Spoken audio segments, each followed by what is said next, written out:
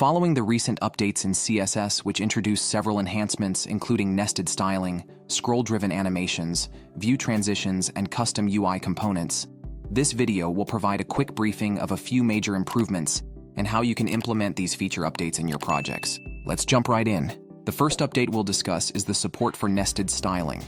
CSS now supports nested styling natively, eliminating the need for frameworks like Sass to achieve this functionality. To demonstrate this new feature, I'll go ahead and create a new project inside CodePen. With the markup ready, I'll go ahead and add some basic styles to the parent element and nest the styling for the title and description elements.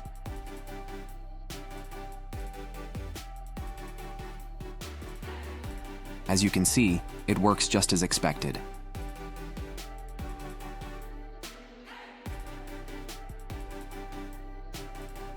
Alright, to the next update. The next update we'll talk about is the scroll-driven animations.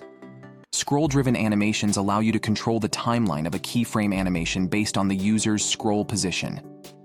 Previously, animations required a fixed duration specified in seconds. With this update, the duration of an animation can dynamically respond to scrolling, providing a more interactive and engaging user experience. Let's take a look at a live example to demonstrate this feature.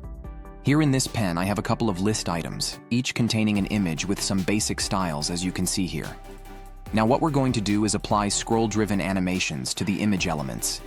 In order for this to work, I'm going to take the animation properties from within this preference block, and I'm going to apply them directly to the image elements. The keyframe animation itself is quite straightforward, involving changes in scale and opacity. The core of this feature lies in the animation timeline property, which we've set to the view function. In this context, view refers to the scroll port, also known as the viewport. Additionally, we have the range property acting like an intersection observer, triggering the animation when the element enters the viewport. An entry value of 0 means the animation will start the moment the top of the element enters the viewport. A 25% cover implies that the animation duration will be 25% of the scroll port. Feel free to experiment with these values to get a better understanding. The next update we'll explore is view transitions, which enable smooth transitioning of elements between different views on the same page. View transitions introduce a new level of fluidity to the web, letting you create seamless transitions between different views within a single page, or even across different pages.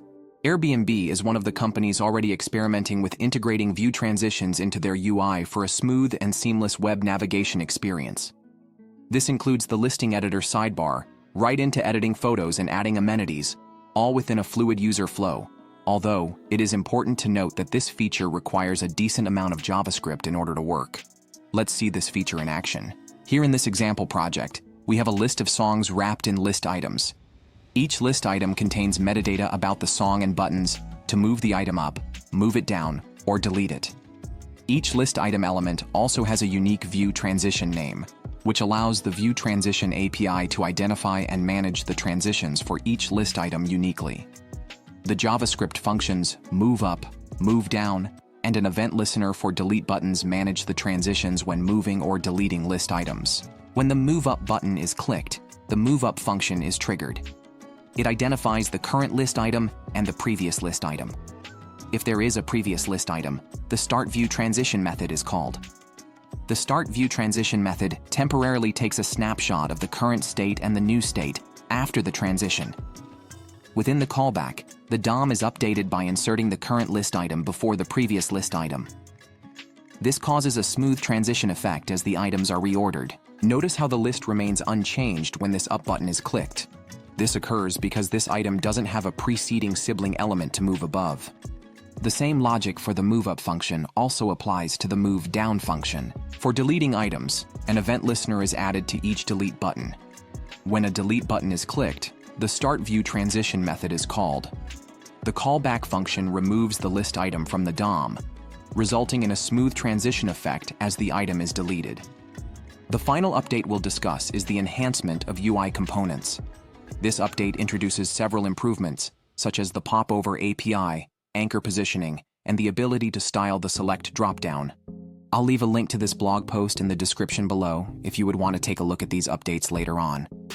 And before I forget, The update also includes one that answers the question that has been asked for a very long time: how to center a div. The solution? Align content. Using this property, you can now do things like vertical centering within a div without needing to apply flex or grid layout, and without side effects like preventing margin collapse that you may not want from those layout algorithms. Overall, these updates significantly enhance the CSS experience, making it more powerful and versatile.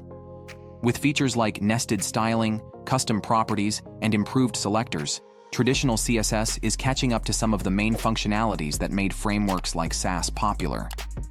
As CSS continues to evolve, we may see a reduced reliance on these frameworks, since many of their advantages are becoming native to CSS itself.